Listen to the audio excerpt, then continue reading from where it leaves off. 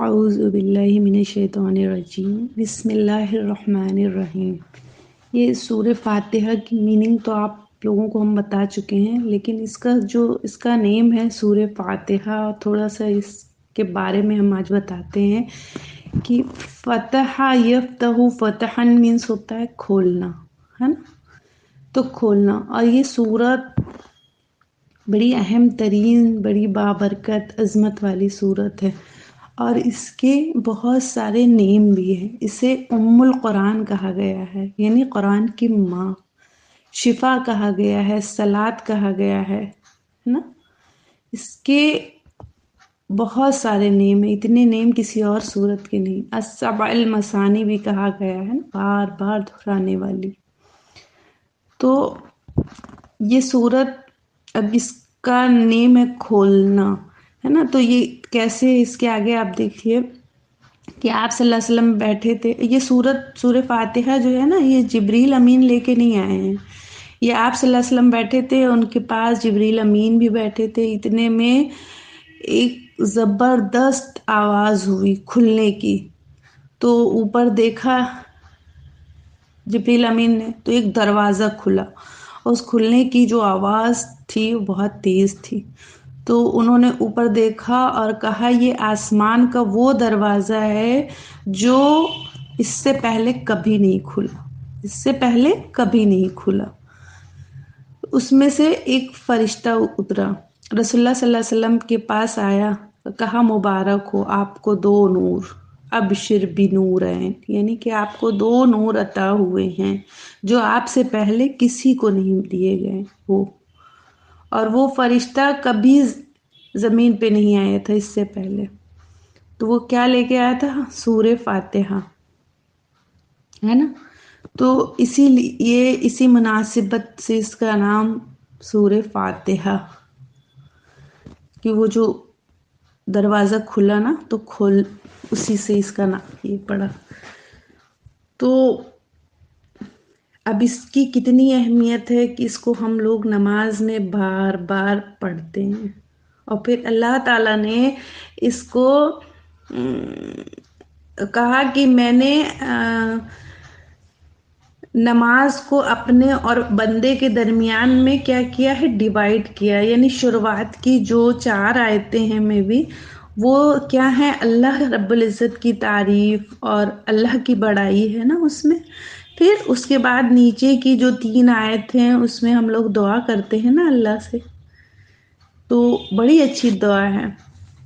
اور یہ سورہ فاتحہ جو ہے نا، یہ نبی پاک صلی اللہ علیہ وسلم نے فرمایا کہ یہ ہمیں تورات بہت بڑی تھی، اس کو اٹھانا بھی بڑا مشکل کام تھا، تو نبی پاک صلی اللہ علیہ وسلم نے کہا اللہ نے مجھے تورات کے بدلے میں سورہ فاتحہ عطا کی ہے۔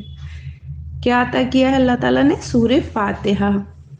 حضرت علی رضی اللہ تعالیٰ کا قول ہے کہ اس سورہ فاتحہ کی تفسیر لکھی جائے اور 70 اونٹوں پہ لا دی جائے، اونٹ جو کیمل ہوتا نا، وہ کتنا ڈھیر سارا وہ ویٹ اٹھا لیتا ہے نا، تو اس کی تفسیر لکھ کے 70 اونٹوں پہ لا دی جائے تو بھی ختم نہیں ہوگی، اتنی یہ بیش قیمت صورت ہے۔ اور جتنی آسمانی کتابیں اتری ہیں اس کا خلاصہ کیا ہے؟ قرآن ہے، قرآن کا خلاصہ کیا ہے؟ سورہ فاتحہ ہے، ٹھیک ہے نا؟ اور سورہ فاتحہ کا خلاصہ کیا ہے؟ اس میں جو وہ والی آیت ہے، ایاک نعبد و ایاک نستعین، یعنی ہم تیری ہی عبادت کرتے ہیں اور تجھی سے مدد طلب کرتے ہیں نا۔ عبد یعبد مینس ہوتا ہے عبادت کرنا، تو نعبد جمع کا صیغہ ہے، اور استعانہ یستعین مینس ہوتا ہے نا مدد طلب کرنا، تو ہم تجھی سے مدد طلب کرتے ہیں۔ تو اس کا کیا میننگ ہے کہ صرف اور صرف ہم اللہ سے ہی مدد مانگیں گے، ہم اسی کی عبادت کرتے ہیں اور اس میں کسی کو شریک نہیں کرتے، صرف ہم اسی کی عبادت کرتے ہیں اور اسی سے مدد طلب کرتے ہیں، ٹھیک ہے نا؟ اور یہ جو ہم پڑھتے ہیں سورہ فاتحہ صرف نماز میں نہیں، اس کا ہمیں پوری زندگی میں، کہ صرف جب ہم نماز پہ کھڑے ہوتے ہیں تو ہم کہتے ہیں ایاک نعبد و ایاک نستعین، تیری عبادت کرتے ہیں تجھے، تو یہ میری پوری ہول لائف میں جو ہم یہ اللہ کی بندگی بیان کرتے ہیں کھڑے ہو کے نماز میں، تو ہم نے یہ اپنی پوری کی پوری لائف میں فالو کرنا چاہیے۔ ہمیں کوئی بھی مشکل ہے، کوئی بھی پریشانی ہے، ہم 2 رکعت پڑھیں اور اللہ سے مانگے، اللہ سے مانگے، ہے نا۔ بندہ کون ہوتا ہے دینے والا؟ اللہ تعالیٰ وہ ذریعہ کسی بندے کے ذریعے ہو سکتا ہے میری حاجت پوری کر دیں، ہو سکتا ہے وہ کوئی کسی بھی شکل میں میری حاجت، لیکن ہمیں مانگنا کسی بندے سے نہیں، ہمیں اللہ سے ہی مانگنا ہے، ٹھیک ہے نا۔ جب ہم نے کہہ دیا، اقرار کر لیا کہ ایاک نعبد و ایاک نستعین، تو ہمیں صرف اسی سے مانگنا ہے، اور اسی کی جو مرضی کے مطابق جو حقوق اللہ ہیں ہمیں اسی مرضی کے مطابق کام کرنا ہے۔ یہ نہیں کہ ہم سے وہ ناراض ہو جائیں گے، وہ ناراض ہو جائیں گے، وہ ناراض ہو جائیں گے۔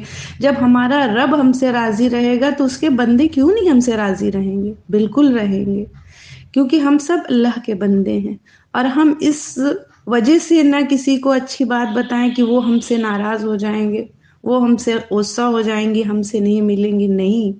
اللہ تعالیٰ نے کہا ہے کنتم خیر امت اخرجت للناس وتعمرون بالمعروف وتنہون عن المنکر، کہ ہم اچھی امت ہیں، کیوں نکالے گئے ہیں؟ اچھے کام کرنے کے لیے، کہ اچھے کام کا لوگوں کو حکم دیں اور برے کاموں سے روک دیں، ہے نا۔ ہم اچھے کام کا حکم تو دیتے ہیں اور یہ بہت آسان ہے، لیکن برائی سے روکنا مشکل ہے نا۔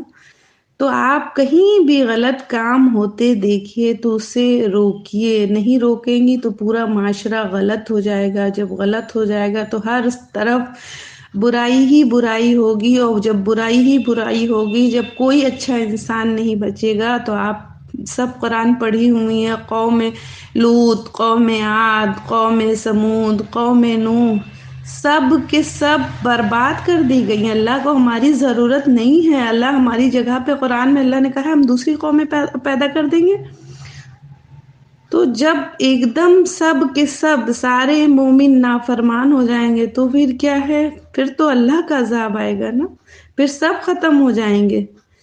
تو جب تک اللہ تعالیٰ نے کہا کوئی ایک بھی بندہ خالص ہے، مخلص ہے نا، تو ہمیں صدق دل سے اللہ کی عبادت کرنی چاہیے، اور یہ سورہ فاتحہ زبردست ہمارے ذہن کو کھولتی ہے کہ ہمیں صرف اور صرف رب کی اطاعت، اس کی فرما برداری کرنا ہے، اور بندوں کی اس میں ہمیں نہیں ہو جانا ہے کہ صرف اور صرف ہم ان کی خوشنودی کے لیے ہم ایسے کام کریں جو بندوں کو پسند آ رہے۔ ہمارے جو بھی کام ہونے چاہیے وہ صرف اور صرف اللہ کی رضا کے لیے ہونا چاہیے، اللہ کی چاہت ہونی چاہیے ہمارے دل میں۔ اور ہم سب جب تھوڑا تھوڑا سا یہ کام کرنا شروع کر دیں گے کہ ہم کہیں بھی ہیں تو ہم اللہ کی یاد سے نہ غافل ہوں، اس کی تسبیح، اس کی حمد و ثنا سے نہ غافل ہوں، نہ ہی ہم بھول جائیں کہ ہمیں نماز پڑھنا ہے، نہ ہی ہم ایسے کہ جلدی سے فٹافٹ کھڑے ہو کے اٹھ بیٹھ گئے۔ ہمیں ہر جگہ اللہ کی اطاعت اور اس کی فرما برداری پہ قائم رہنا ہے، کہیں بھی ہم کتنی بھی انگیجمنٹ میں کیوں نہ ہوں۔ اللہ تعالی ہم سب کو صحیح سمجھ اور عقل عطا فرمائے، اور ہمارے دلوں کو کھول دے، ہم اللہ کا دین جیسا اللہ تعالیٰ نے اسے اتارا ہے، جس طریقے سے نبی پاک صلی اللہ علیہ وسلم نے کر کے دکھایا ہے، اللہ تعالیٰ ہم سب کو ان کی سنتوں پہ چلنے والا بنا دے، آمین یا رب العالمین۔